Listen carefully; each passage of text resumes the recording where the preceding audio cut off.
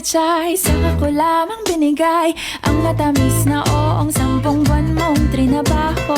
Sa halip na tsokolate at tipikal na mga diskarte, nabihag mo ko sa mga tula at sa mga kata mong pabebe.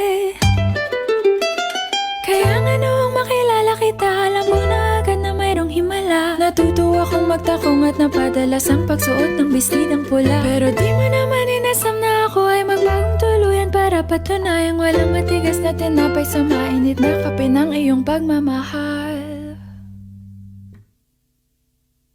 Kahit ako'y titibo-tibo, puso ko ay titibok-tibok pa rin sa'yo. Isang halik mo